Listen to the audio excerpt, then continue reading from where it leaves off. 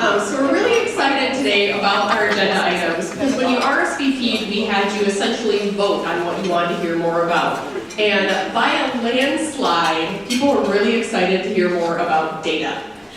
Wow! So we are very thrilled to have Jason Fishbane with us, who is the campus chief data officer, who's going to give you an overview about what's happening campus-wide, and he'll take time for questions as well.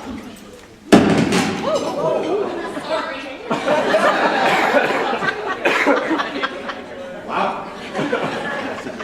It's not often that I get asked to come talk to some group of people where first on the agenda, yeah, we're all interested in data. Normally it's okay, you got some of the boring data guy. So I'm going to keep my remarks very brief. I'm going to talk very quickly to give you all a chance to ask questions, because I know if I talk for 2 hours, there'll still be questions. So I'm going to try to give a little bit of time for questions as much as possible and give you a point of reference to ask questions afterwards. As you may or may not know, we now at UW-Madison have a data governance program, and the implementation of that data governance program coincides with the migration off of interactive reporting, Hyperion Query Library, however you refer to it back at where you're at. UW system funds the tool, interactive reporting Hyperion. They are replacing it, which means that we also, Madison, obviously need to replace it. Because we now have a data governance program, we're taking the opportunity to relook at what types of baseline reports, and I use that term loosely, we're institutionally supporting and delivering out to all sorts of places across campus. At the same time, we're also looking at how do we best support the ability for you all, where you exist on campus, to run your own queries, or if you have the ability to build your own queries, how we allow you to do that. And we're doing it in a much more coordinated and strategic fashion than what's happened before. It's been kind of the wild, wild west and just chaos, and no one really knew where to go to get data. No one knew necessarily what reports existed or what types of information existed. So we are using this opportunity to try to make that all better. You might hear the project named UWRAP, UWRAP. That's how we've branded this project on campus. And the project really is to replace interactive reporting and the query library with a new suite of tools and places to go to get information, especially about students on campus. It's all information across the board, but certainly this group is much more concerned about students than other things. There will not be one tool moving forward. There will be multiple tools in which information will be delivered. So one of those tools actually will be a module that's contained within the SIS called the Data Center. The Data Center will allow folks who have access to be able to build lists of students based on certain criteria, as well as the next phase, which is rolling out soon. Yes, Will's nodding, soon. Which will be more in the curricular space and allow you to build lists of information in that space. And there will be communications and training ongoing around the rollout of the data center as it continues to mature over time. There are other tools that we'll have though. We're implementing Oracle's Business Intelligence Suite of tools. And that will contain both baseline reports as well as the ability to build your own queries. We have Tableau on campus, and so we've already started delivering visualizations through Tableau. The point being is that today, you may go to the query library to get a report or a piece of information. Tomorrow, you may go to somewhere else, and that somewhere else may be dependent on what the information is, how it's best delivered. Is it best delivered in a visualization? Is it just a list of things and it's best delivered through the data center, right? And we're making that determination, and we're starting to deliver these things out over time. There is a website, uwrap.data.wisc.edu that has all the information about the project, including it has a neat little tool that says, yep, here's the information I'm getting today, where is it going to be in the future? Now, some of those answers today may be to be determined because we're still doing the analysis, but that tool will continually be updated over time and will be a good reference point for folks to say, oh yeah, I went here before, now I need to go here, wherever here may be. The last thing I would say is this, is that the reason that my role exists on campus is because there were a group of faculty, administrators, staff, etc., who literally didn't know where to go to get data. And there was a task force that was created under then Provost DeLuca to say, hey, wait, we need to do something about this. One of the recommendations was the creation of my role, and that's why I get to be here on campus and loving every day. Some of the other recommendations that came out of that same report were the creation of an office to handle all of this. And that office is now launching. July 1, there will be an Office of Data Management and Analytics. And that office will be responsible for coordinating the data governance program as well as coordinating how institutional information is delivered across campus. And what I mean by institutional information is that it's been governed, the whole data management life cycle has been thought of and taken care of as the information has been curated and presented now. And the resources institutionally, supported institutionally, not on a service base, right? But there's a group that's doing this. They prioritize this is what we're delivering. Okay? This office will be responsible for that. The same recommendation that created those two things also recommended the creation of a data governance program, which we have. And real quickly, it's a change for campus.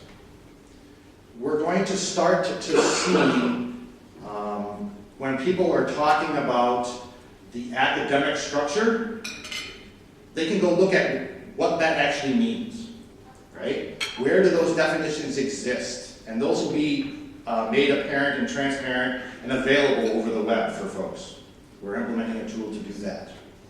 How is that governed? How many people know that, the academic structure is governed by these 3 faculty committees or this group over here, right? That'll also be made transparent. When reports are created and delivered to you, the logic behind the reports will also be transparent and available to you. So if you're looking at a report, you can also look behind the scenes right there to say, oh, this is how that report was created. Here's the logic that was used.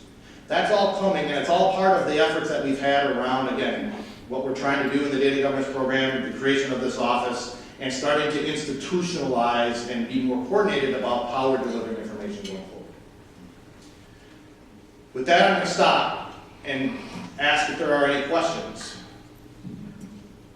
And if there's a hand, I'm going to bring you the microphone. And I see there's a hand in the back corner, so I'm going to bring you to the back corner first. On the opposite room, part of the room. Give you my steps and Scottish Hottie would like the wellness program. Also, just for you all to know, this is being recorded right now. We'll have this available on our website afterwards too. So if you missed something, or if you have a colleague who might be interested in this, we are recording this out there. But that's also part of you can probably hear us, but we want the microphone for the recording purposes. With that. Is Tableau going to be feasible access campus-wide, or is it still going to be centralized in certain campus departments? Like, is it going to be accessible for creating visualizations? For creating? Over time, yes. We're still, so today you're right, there's a limited set of departments that have access to share the visualizations they create. Everyone has the ability to purchase a Tableau license through the Do It Tech store. We've actually negotiated a deal with Tableau so that it's cheaper to get it there than if you actually go to Tableau. Anyone can go buy a license and create a visualization. If you wish to share that visualization with a secure community on campus, there's a limited set that can do that today. We're expanding that set over time as we continue to build up the infrastructure. So it's function of the resources that we have today versus the planned resources going forward. Does that make sense? Answer your question? Is it eventually going to be free to departments? That's my goal. Jocelyn may kill me for saying that, but that's my goal. This is being recorded, remember. Can you talk a little bit about the relationship between this new office and APIR? And APIR? Yeah. So I actually am going to report through APIR. I think the folks that are in this office are going to be more of the, like the info access team. They're moving to this office. There's a data governance program coordinator that we're hiring for. So this office is going to be more about operationalizing the data governance program and some of the policies and initiatives that come out of there. Working closely with the analysts in APIR, as well as the office is also co-reporting to the Vice Chancellor for Finance and Administration. So working with the analysts that work for Vice Chancellor Heller as we move forward, right? So. Jason, would you explain APIR? Sure. Academic Planning and Institutional Research. It is a group that's headed up by Vice Provost Jocelyn Milner. There's a staff of 7 or 8 analysts in that department. Today, anything that's official reporting for the university, they are responsible for it. The department planning profiles, they produce, as an example. They are responsible for maintaining some of the information that goes into the academic structure. They partner closely with the registrar's office to do that, those types of things. Other questions for Jason?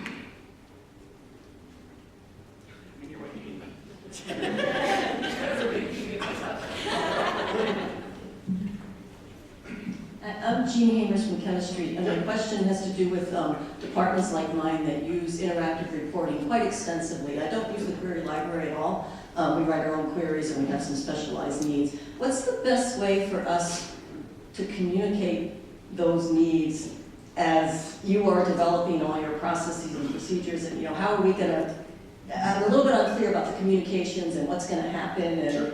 how I'm going to be able to do what I do now in 2 years. Yep, that's a great question. And you're not alone, right? So chemistry is one example, but there are, a multitude of departments that do the same type of thing. We have had a group of folks that have represented multiple departments across campus get together to look at the functionality that the Oracle suite of tools provides to satisfy the needs like you have, right? And we're analyzing, by the end of this month actually, we're supposed to be done as part of the project to say, yep, this is the tool that we think in the Oracle suite will satisfy the needs that you have for writing your own queries and things like that. Once we've figured out whether it can or can't, or how we need to supplant it so that we can meet those needs, then we will be reaching out to folks to start doing some trainings, some things about it, some timelines. The big thing I want to say to you all, right? Hyperion's not going away anytime soon. Okay, the query library will. June of 2018. But the ability to create your own reports, that's not going away anytime soon. Okay, that's going to be a much longer time frame. And in that time frame, we, like I said, we aren't at the point yet, but we will be at the point where we'll be reaching out to folks, those that we know that do it, right? Hey, here's the tool, here's some trainings about it, here's some meetings about it, here's how we're going to start, utilizing it in a pilot fashion, et cetera, right? So that's actually starting here May going forward, that communication plan. I will say, Madison is unique to the rest of the campuses in the system, in that Madison really is the only campus where it's very distributed folks that create their own queries. And so we have a lot of unique requirements that weren't factored in when the system purchased the tool. So we've had to go through as a campus and figure out whether we have to supplant what the system is providing through Common Systems Review, Common Services Review Group, and doing that analysis, which is why it's taken a lot longer and why there are folks such as the folks in the chemistry department who are, wait a minute, what? Yeah, so it is coming, right? URAP, that the website I talked about, that's the place to get all the information, or you can email me directly. Hi, I'm Sharon Kahn in Geography, and similarly, I also write a lot of queries. I'm curious if there's any hope that we would be able to just transfer things over, or are we going to be rewriting? We're going to rewrite everything, aren't we? Let me, that's a, I hate the answer, it depends. I really do, so I'm not going to use that phrase. I'm assuming when you say that all of the data sources that you write your queries against are like info access or, right, okay. She's nodding yes. If your queries are, if you have a lot of sub-queries, it may not be as easy as just migrating over. Ideally, we would have a tool that you could copy and paste SQL from one and paste it into the other. The formatting of a report that you may have to redo manually in whatever tool we have. But that's the goal I'm trying to get at is if you know how to write SQL or copy and paste SQL, it'll copy paste here, copy here, paste here, and then you're going to have to reformat depending on what you've done inside the report in that period. And I know that Angie's going to kill me if I go much more over time. So if there's one last question, otherwise, again, please feel free to email me, jason.fishbane@wisc.edu, urap.data.wisc.edu, and we'll continue to communicate over time. There'll be much more coming out, like I said, in the next couple of weeks about timelines and stuff going forward. Okay? Thank you.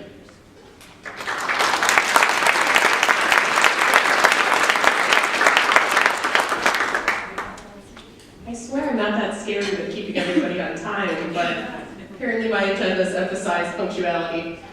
So next up, we have Will Lipsky to give some updates on the Lumen project. Oh, thank you. For those of you who haven't met Will Lipsky, I'm with the Office of the Registrar. I'm very excited to present to you some updates from our Lumen project. So about a year ago, if you were at the Curricular Enrollment Rep Forum, welcome back. If you're new, I'm going to kind of catch you up real quick on what we're doing here as far as this large Lumen initiative. So about 18 months ago, we identified a software system called CourseLafe, which we wanted to do to kind of use as an engine to develop as a single source of truth. So this way we could know what is true for all our curricular and academic information here on campus. And this will interact with requirements for programs, how they're rendered within the catalog, how courses get proposed, getting eventually to program review as part of this process. And so we specifically, Beth Warner, presented about a year ago a slide that looked a lot like this. And at that time, we were still using a lot of vendor-specific words and acronyms. And the good news is we've listened. We are not going to be calling anything Kim or Sim from this point on forward. We're going to call things what they are because campus is playing an acronym. There's one acronym that survived this slide, and that's DARS. DARS, we're not touching that. We got that, so loud and clear out there. Rest of them, acronym-free, up here on top. So Lumen is kind of the curricular and academic equivalent of the advising gateway. So if anyone has a dual role here in the room of advising functions out there, it's a one-stop shop where people can enter advisor notes, they can pull up their specific folks who are assigned to them to identify, they can pull up placement test scores, they can get into the student center for that specific student they pull up. We're working in a similar vein to try to create that for all things curricular and academic information.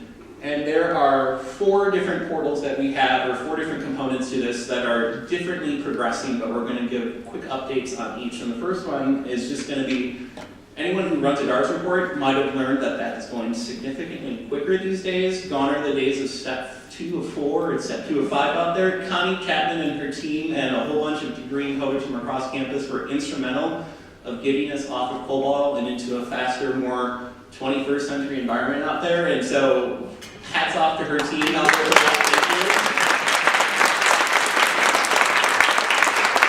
Everyone couldn't stand, but you heard that all in the room. This is going to be eventually, when we're there, we're going to be able to systemize, we can kind of figure out more easily how to pull information out there. And then as curricular changes happen, we can get to where we need to do to further integrate this into the vendor software.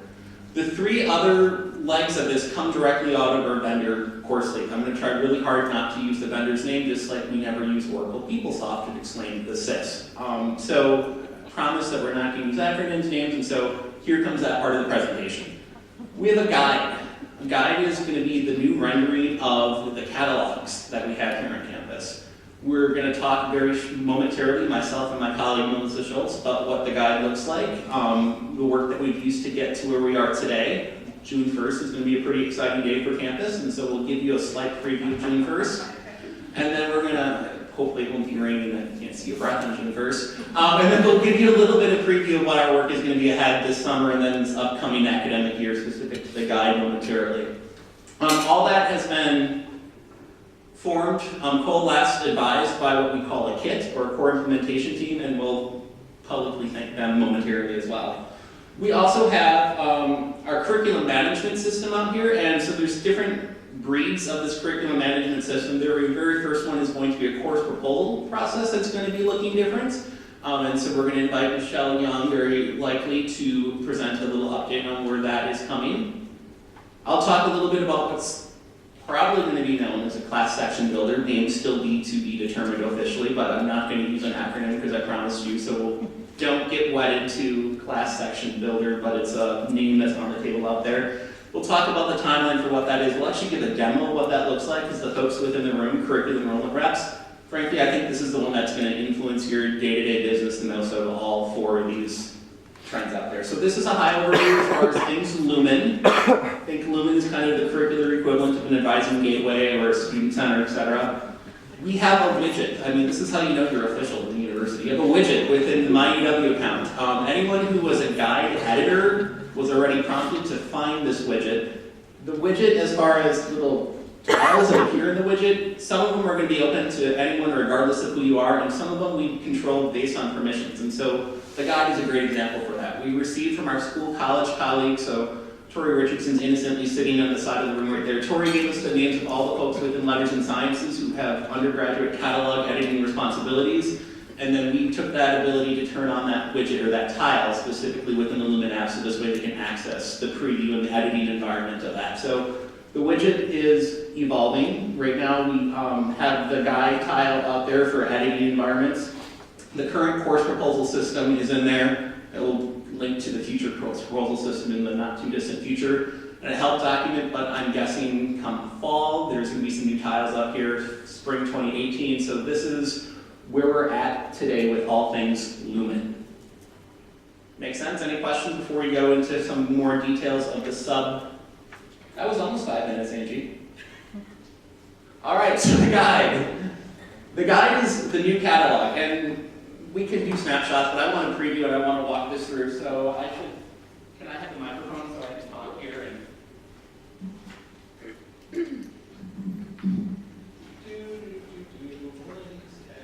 Here it is. All right, so this is the next environment. Yeah, that's me, that has to stay there. But we don't need to have the cool toolbar blocking a couple of slides. Okay, so this is this will be the homepage of guide.wisc.edu that will go live on June 1st. This is a preview environment, not 100% official. We still got a couple of people working on some pages out there. We have Tony Good, who's been instrumental. Tony Good, you probably all know her and love her from the guide and catalog editing process. She has been working hard with Melissa we have over 1,200 pages as part of this experience out there. Quick home flow, you can see that we have undergraduate and graduate in a common setting right now. Undergraduate, this is an odd year, which means it was their turn for a new catalog, and so the undergraduate editors went through and updated their content. The graduate programs migrated their information and had some work to do too. Emily's back there, Marty, I don't know if you were in the room, etc. There was some graduate programs that were non-existent or we needed to get some more updated information. Programs become created over time, so I don't want to say graduate, no work done. There was some significant work done in the graduate, but there's more to come. We also incorporated our non-degree programs in here, so these are our friends in DCS who have some various programs that are connected as part of the Common Guide catalog. And then we know that some of our professional programs, so down in the tile, We have a law school that maintains their own catalog, and we want to promote the fact that we have a great law school, School of Medicine, Public Health, etc. So we have additional catalogs that link out and open up a new tab, so that information is still available on the homepage as well. We're going back to the days of having courses as part of the cataloging experience. And so what we have here is an A to Z listing. You can just jump if you know you want to talk about math. We'll go to marketing because my mouse was there. And what we have here is we have the official catalog deskers underneath descriptions. We have pull-down menus, and we're showing some new course attributes that have not been displayed in the past. And so remember days from advising, you never knew if something was repeatable for credit or not until you ran a DARS report and saw that that wasn't counting out there. We're showing specifically if something's repeatable for credit, how it's repeatable for credit, so that's something new shiny out there. As part of the requisites, if there's a specific course requisite, we have course draw logic to say, okay, I want marketing 300, this is saying I need Econ 101, so let's tell me about that course, what are the requisites for that? And so you can kind of draw back in time a little bit and see what you might need as far as domino effects so you can play and plan accordingly.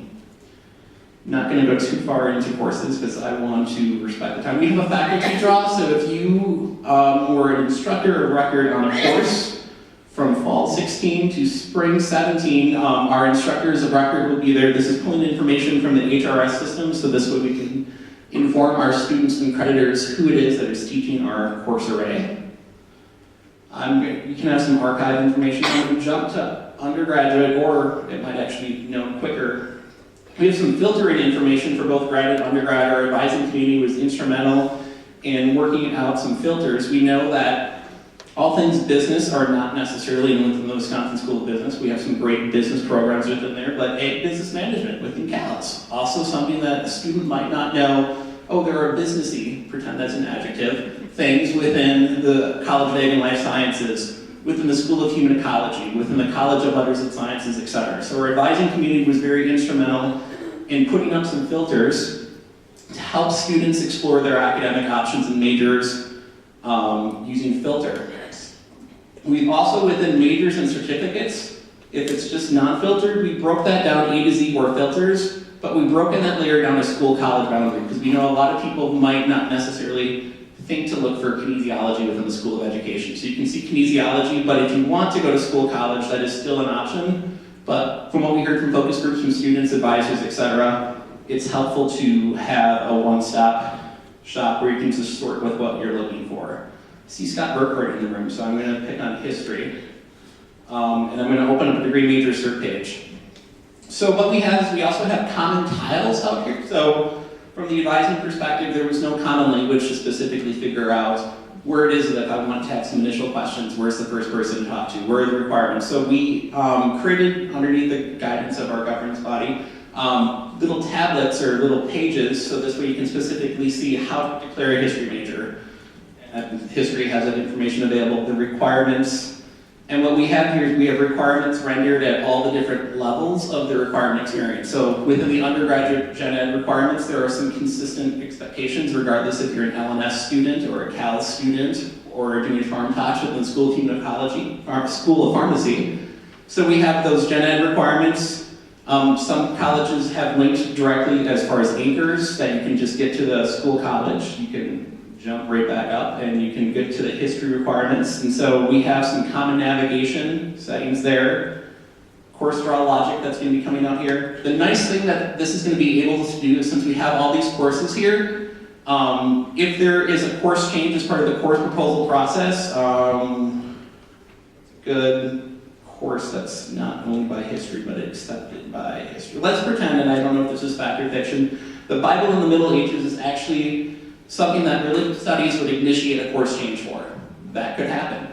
If religious studies initiates a course change and all of a sudden this course title changes, once we get to this curriculum integration management tool, we're going to update that, and wherever this course appears, Scott won't have to update his pages, the system will update that for itself. If it becomes a 3-credit to a 4-credit course, it will do that. We'll be able to also, if gen ed requirements change, process change, get to the DARS report component of that as well. So this is a quick high-level overview. Last piece, and then I'm going to turn it over to Melissa, is down at the bottom, not that far at the bottom.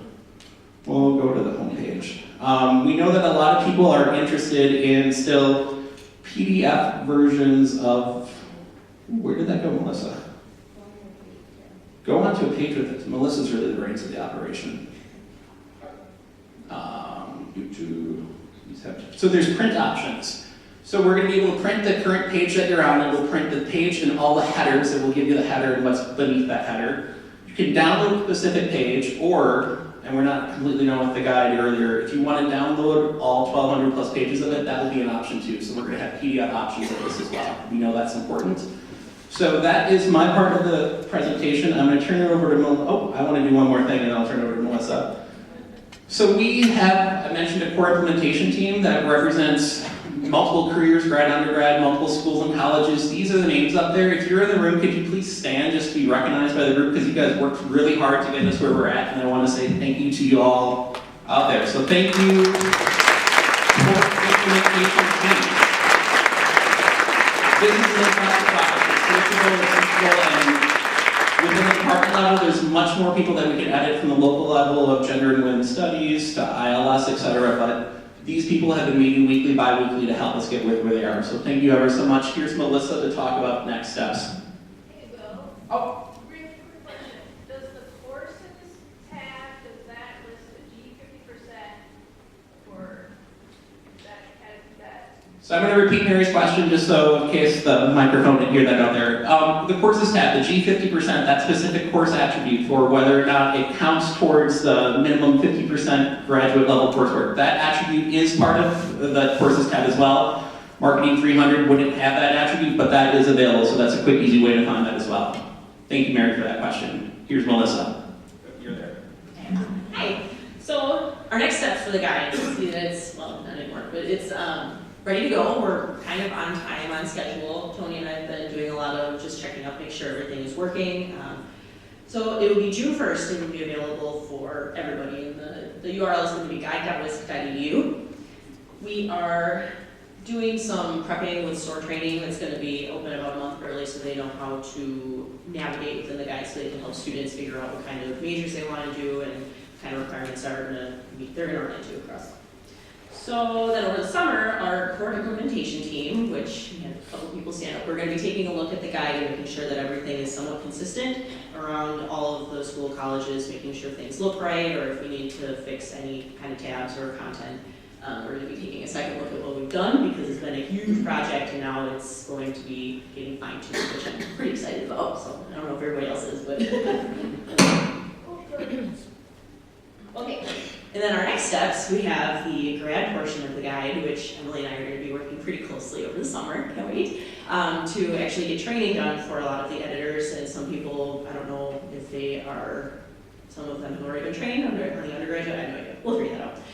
But they're going to be getting training kind of what the undergraduate editors did as well, so they will know how to go through. Then one thing that we found that worked really well this year was having open labs for all of our editors to come and have like one-on-one time with us in the office of the registrar to be able to make their changes and how to navigate using the tool. So we're going to do something similar to that over in the fall, and that's going to be open then for undergraduate and graduate editors. And the reason we're going to be doing that is because recently it has been approved that the guide is going to be republished annually for both grad and undergrad, so we're going to be able to make changes more frequently so that it is not obsolete. Question? With the graduate, so with the new guide being visible June 1st, will people be able to navigate to graduate pages? Yes. So the departments haven't had a chance to edit. So I'm going to repeat the question and then answer the question with the microphone, because that's the whole point of repeating the question. The question is, so grad programs, will that be navigable, filterable, readable for the grad programs, even though the graduate programs themselves did not contribute to the content out there? And so that you can navigate, yes. Everything was updated last year, so it's currently following on the same trend. A lot of there's the contact information if people have more questions about who to contact within their major, not really major, their award. Yeah. so we, similar to where the grad program was, where it was a 2-year cycle, when you did all the work a year and a half ago to get to where we are, you were preparing for 2 years. And so we took that content and we just moved it into the new environment out there. And I'm oversimplifying that because Emily had some more to do as part of Emily and her friends in the grad school as well. So That was part of the 2-year cycle where it was a lot of content mapping. This piece of the current grad catalog belongs on this tab, this piece of it on that tab, etc. So yes, that information's out there, but in a different, more searchable format. Yes? And it's still on the old website too, where the catalog Is it gonna change? Don't know the answer. Okay. I have a question. I think this is what you were talking about with the archive. So a student matriculates August 2015. That student is always governed by the rules that were placed in August 2015. Is that how I'm going to find what rules govern a particular student's career? Yep, so the question was, students matriculate all the time, every semester, and even with grad content, we're gonna have archival information. I skipped over that tab, and I'm gonna just quickly show it because it's hanging out right here. So I don't know if the PDFs are currently linked or not, but you'll find the academic, undergraduate, and graduate catalogs. We're going back quite some time, so if we got some people from 91 who are returning adult students, we have that information at that tab as well. Whether or not the grad program is still going to be live where it is right now, I believe we're routing everything to here, so it's going to be searchable in this format. I believe we're going to find those graduate program information as opposed to the current URL. This will be guide.wis.edu will be the URL for grad programs. Mary. Is the courses tab, is that replacing the My Course Guide? So the question was, Ron can answer that and then get back to you, or do you? Yes, that's fine. Okay, perfect. I should have asked for follow-ups first, but yes, and then you're on deck.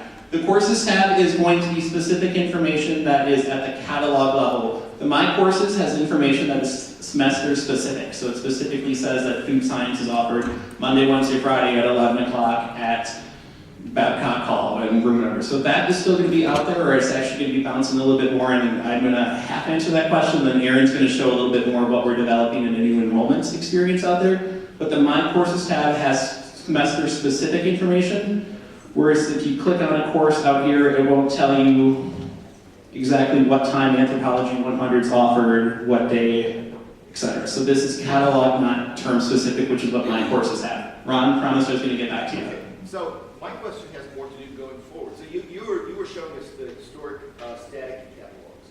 Correct. Going forward, so in 2022, how will I be able to tell what the requirement was in 2019? So it's 2022, 2019, we produced that catalog in this new software system. How's that going to look? It's still going to be a static PDF searchable version of that moving forward. We're going to have a snapshot in time. Thank you for the follow-up. Do I have time for any more questions? I do not have time for any more questions. But you have my contact information, will.lipsky@wis.edu, melissa.r.schultz, or we'll stick around afterwards too. Am I moving on, or is she ready to take the floor? All right, I get the pleasure of introducing Michelle Young to talk a little bit about course proposals. You want this or this? This is fine.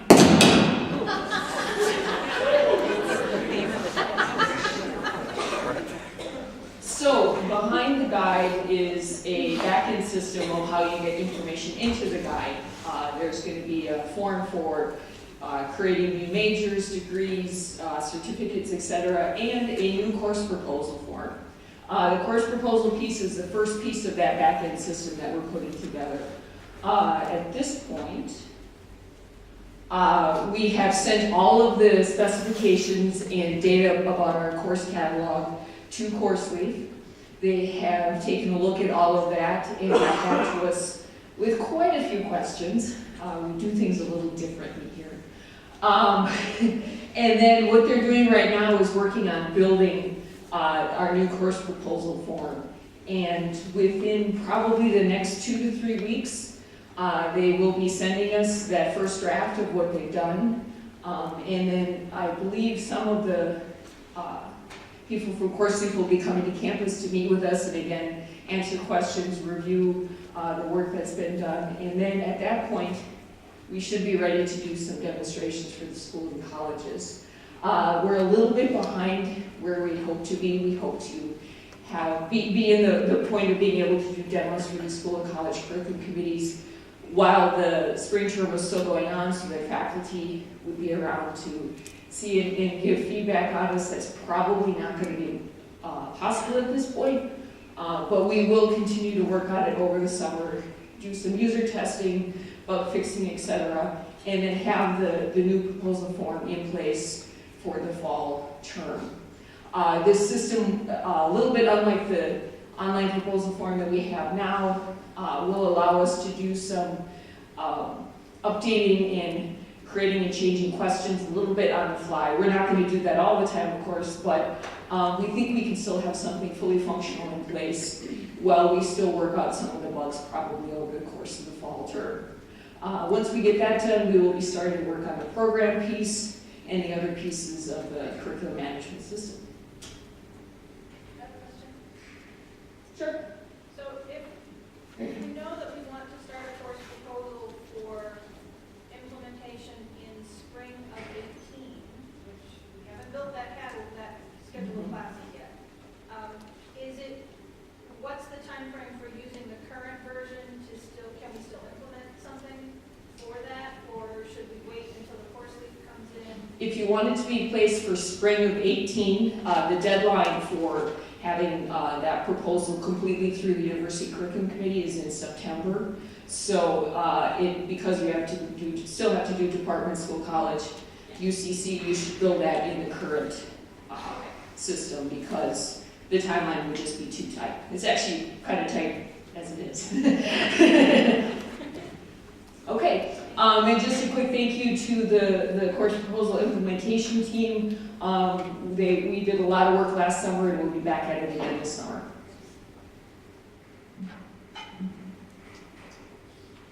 Thank you, Michelle. All right, so I am going to pull up demo. So I promised you no acronyms, but the demo is from the vendor itself, and so they refer to their class section building tool as CLAS. And so there's going to be a couple of acronyms, and I apologize, but it's a tool that we have right there. So it likely has a name. That slide, we got a little delay through personal emergency out there, but we're hoping to have a new course schedule building software system October 2017. So if you're doing math, it's thank you. All right. Repeating myself slightly. So Class Action Builder, it has a name. These slides were a little proactive. It likely has a name of Class Action Builder out there. This is not, it's not gospel out there.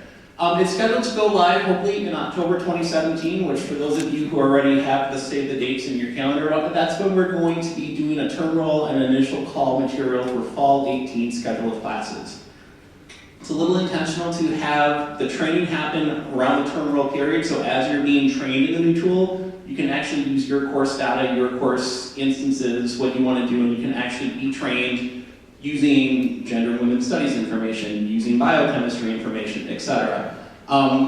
So it's about 6 months away. Our vendor says it usually takes 4 months implementation, so we bought ourselves a little bit of buffer space, but we'll talk a little bit about timeline as well as introduce a core implementation team. But first, let's actually see what this tool looks like with a little demo from our vendor. So this is CLAS, they'll say it, which stands for Course Leaf Section Scheduler. We don't like acronyms, we're not going to call it that. And if you're in the back of the room, because I think we have the microphone set up, and if you need something, just quickly wave and I'll try to figure out audio. So back of the room, speak up. Hi, I'm Randy from CourseLeaf, and today I want to give you an overview of how to update your class schedule with CourseLeaf Class. To begin, navigate to the CourseLeaf Class landing page, which is the CourseLeaf URL and the directory when. Choose the instance you want to work on. An instance is usually a term, such as Fall 2015. This brings us to the instance screen, which has a list of scheduling units. A scheduling unit is a group of courses scheduled by the same person. At many institutions, the scheduling unit is a department or academic organization. Sort the list of scheduling units by code or by name by clicking the column header. To choose a scheduling unit, double-click on the scheduling unit. If you want to choose a different scheduling unit, click on the term link above. Now we're on the scheduling unit screen, which lists all sections arranged by courses.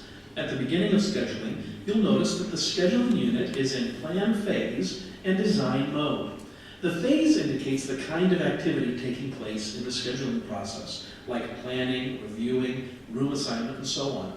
The mode indicates how class is processing requests, In design mode, all changes to the schedule are kept only in class and will be processed all at once to be entered into the SIS. After all changes are entered into the SIS, class will switch to refine mode, and each change to a section is processed immediately. To view all sections, click the expand all arrows. To hide them, click the collapse all arrows. To see the sections of just one course, double-click the course. To add a new section to a course, expand the course to see the sections, then click the green plus icon. This brings up the Add Section screen. Fill in the form completely. For details about these fields, see the help documentation. When the form is complete, click the Does Not Meet link to show the snapper. Choose your meeting pattern group from the drop-down, then hover over the grid icon to see all available meeting patterns in that group. Hover over the calendar and click where you'd like to set the pattern, then click Accept. Click Save to save the section. Observe any warnings or errors that are generated. Errors must be fixed before the sections can be saved. Warnings are informational only and may affect things such as student success and room assignment. Workflows indicate that some aspect of the section is not in compliance with policies and that approval will be necessary when the scheduling unit is submitted. Click Save As Is to save the section. To edit a section, double-click the section, then make any edits and save. The system will check for errors, warnings, and workflows every time you save. To delete a section, click the red X next to the section. To delete all sections, click the red X next to the course. A deleted section cannot be restored, so please observe the notification. When you are finished with your schedule and you're ready to turn it in to be entered into the SIS, click the Validate button. Observe the errors, warnings, and workflow indicators. Errors must be corrected before submitting. If workflow is required, click the blue Start Workflow button.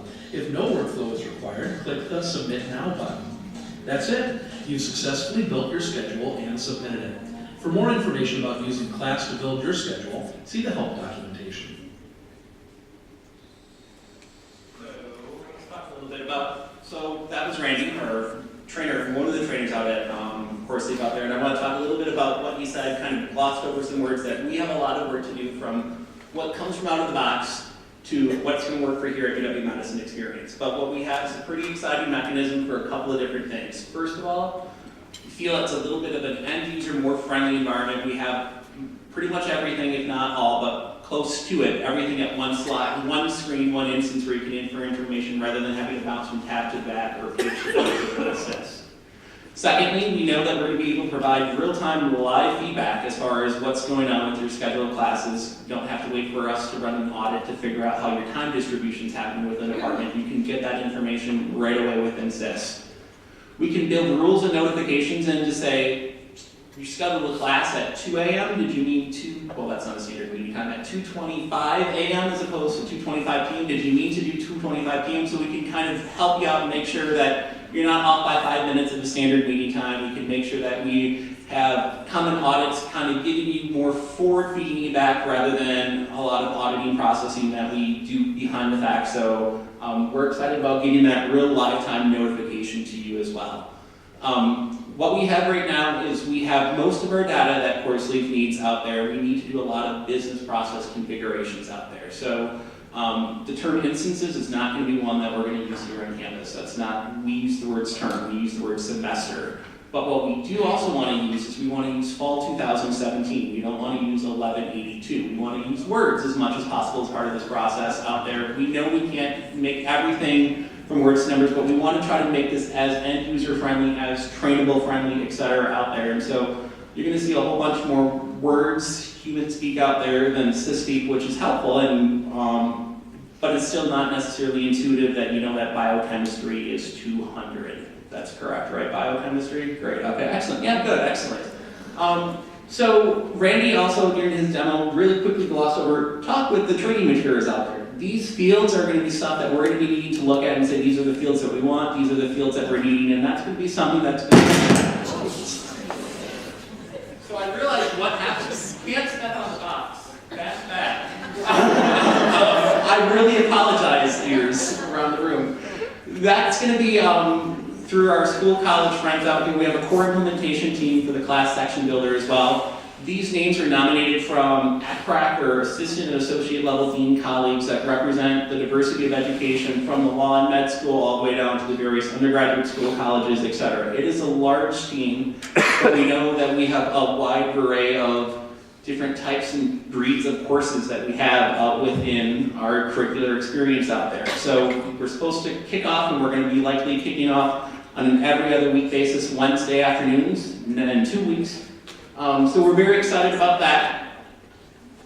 We have a timeline. I mentioned that they say 4 months, we say we'll take 6 months as far as implementation, but a quick little timeline as far as what we're looking at right now is we have the formation of our core implementation team and our business process configuration. So this is going to be where CourseLeaf it's going to be asking us questions like, do you want to be using subject short deskers, subject long deskers? Do you want to be using information as far as which room attributes do you want to pull in?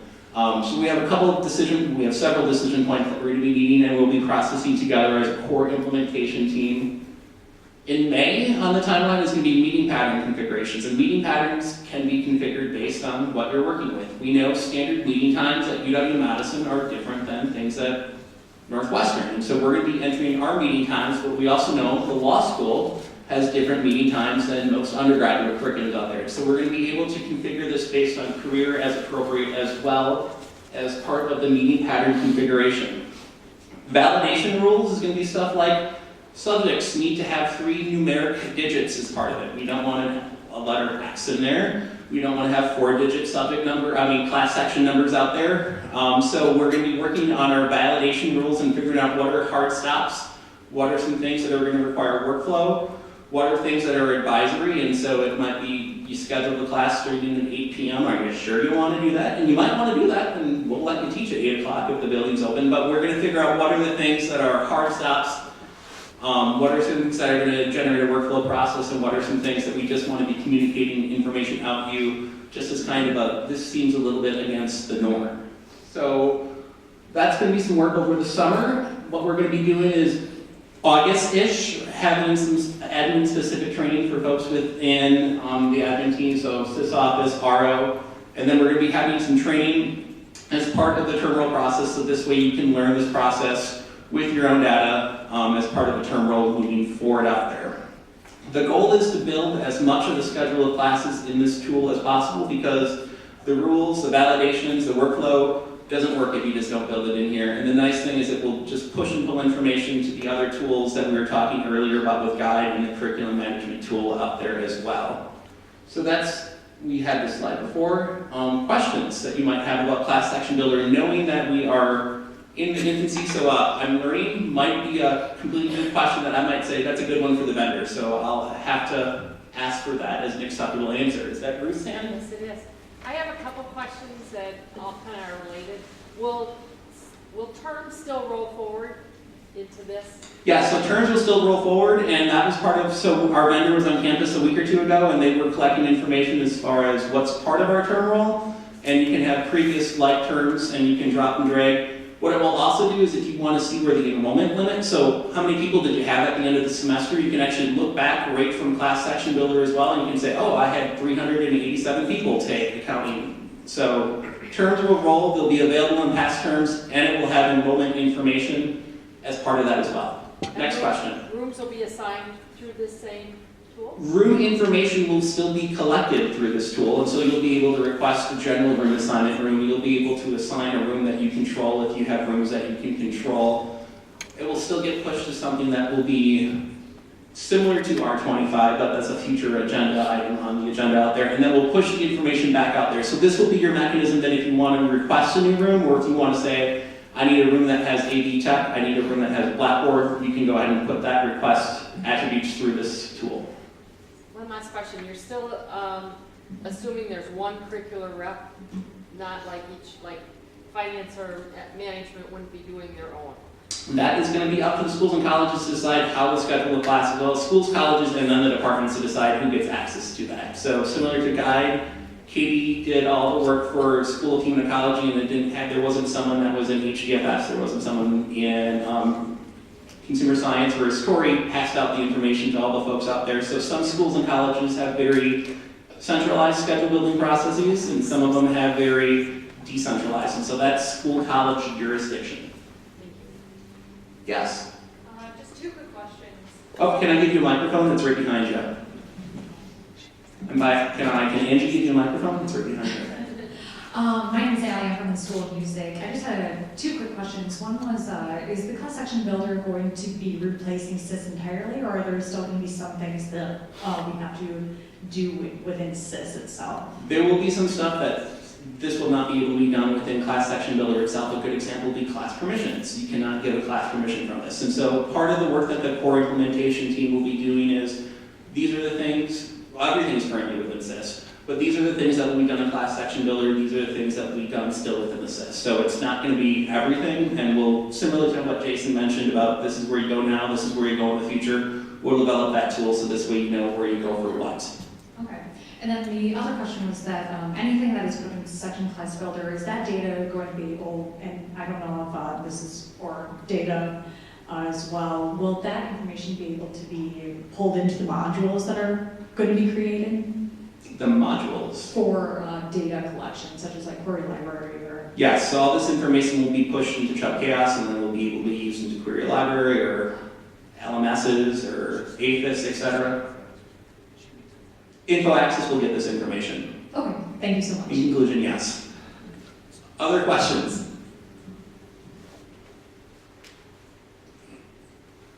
What's next? I'm next again. Wow, okay. I wasn't paying attention to the agenda close enough. Okay. So I'm here to give a quick brief update on waitlist reserve capacity because this is something that, to be completely frank, is very much in the planning design stages of there. To recap, if this is your first curricular enrollment rep form or if you missed the curricular enrollment rep form last term, what we're looking at is we're looking at delivering more automated, decustomized, delivered through our assist system tool of waitlisting, as well as having the ability to automate and have departments hold spots and physically show or visibly show to advisors, to students, which student populations have that, and that tool is called reserve capacity. As part of my quick other recap, we had two colleagues, we had School of Communicology and Spanish pilot some reserve capacity capabilities, I want to say a year ago, and we learned that reserve capacity can't work as much as we want it to be within our waitlist environment, as well as we know a lot of time, energy, and under-enrolled classes happen with a part of our waitlist system, and so I'm going to give a quick project overview timeline, but then also be very transparent as far as where we are with this timeline. So we know, first of all, waitlist needs to be reconfigured. If we want to do reserve capacity as it is, we heard from both partner pilot schools departments that it was not clear to students, it was not clear to advisors, what seats were open, to whom, what happens if you're one of those non-priority seats out there. And so before we can figure out anything, give to the departments the tools for them to hold spots, have it automatically turn over to another spot. So you might be anthropology who wants to have spots for multiple class standings out there. You might be business who wants to hold spots for business for X amount of days, and then business and retailing and ag business management for Y amount of days, etc. All that was not going to happen or be visibly functional in our current waitlist environment. So our first step in our timeline process is to do some waitlist configurations, followed by developing a little bit further to where we were with testing for reserve capacity. What does reserve cap look like in that new waitlisting environment? And then we have some new tools coming. So work is underway to deliver the waitlist experience in a more delivered form from our Oracle PeopleSoft environment. This is something that took about a year, a little over a year when we designed this back in 2009, 2010, so I'm not super concerned. I don't feel like what's going on, but I want to be just transparent, very open as far as where we're at as far as our design process out there. We're wanting to get this in a test environment so we can test all sorts of wrinkles as part of this waitlist environment. So what is this going to look like from a student-centered view? What is this going to look like from a faculty roster view? What is this going to look like from a curricular rep view? What are going to be the various messages, either success messages, fail messages, etc., that are going to be triggered from this? Part of this process is an automated waitlist system. So if you're next on the waitlist and you have room to enroll, you're next up. So how often is that automated process going to run? We're going to be looking at timelines. We're going to be looking at limits as far as capabilities, as far as students can't waitlist for every single class the department offers out there. We want to figure out, are those going to be continuing limits as far as number of sections, number of credits, and so these are some of the questions that we're trying to untangle in a test environment right now. Once again, I'm not losing sleep. We've got some great people within the office of the registrar trying to get this in a test environment out there. We want to make sure this is running smoothly before we say, here you go, here's a new world. We promise to y'all that we won't be going into a new automated environment without folks being able to specifically say, I need certain spots for certain people, and I manage that right now through waitlist management out there. And so that's the reserve cap capability that we're not going to be deploying a new waitlist tool until we give y'all, as far as departments, the ability to transparently say out there, these are the populations of students that we're holding spots for, and we're holding X amount of spots for Y amount of time out there. And so that's the reserve cap functionality, reserve capacity functionality. So we need to see how that works with more delivered functionality. We know how it works with our current waitlist system, and it didn't work. Well, it worked, but it didn't work transparency. It was causing some emails, confusions, under-enrolled courses possibly out there. And so how does it look like with a delivered waitlist environment? Specifically, what are students going to see? What are curricular reps going to see? What are advisors going to see? What are faculty members going to see? How is it possible? Is it possible to have multiple reserve caps coexistent on a course? Do they have to roll from one to another, etc.? What deadlines? So these are some of the questions that we haven't even started yet because we're not at the delivered waitlist right now. But transparently, here's our roadmap. We owe this to you all as far as key partners out there. And then I just introduced Class Action Builder. What is that going to look like in Class Action Builder? Because Class Action Builder is going to be live October. What is it going to look like as far as reserve cap, entering in, I want to hold X amount of spots for Y amount of population? Can that exist in Class Action Builder? Does that need to exist back in SIS like we asked a little bit earlier about? We got to find out what that might look like, who enters it, how does it get entered, etc.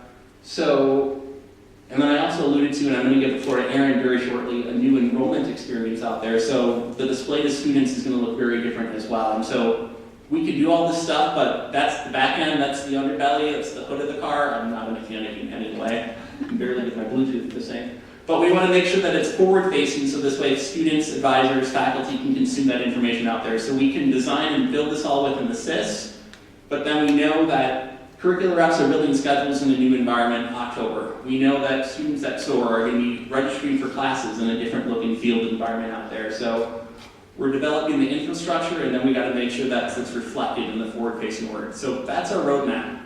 No demos to show right now as far as where we're going out there. We'll keep you attuned. We're going to be very transparent as far as our roadmap out there, but we knew this was a piece of much interest for you out there, and so wanted to report back where we stand today.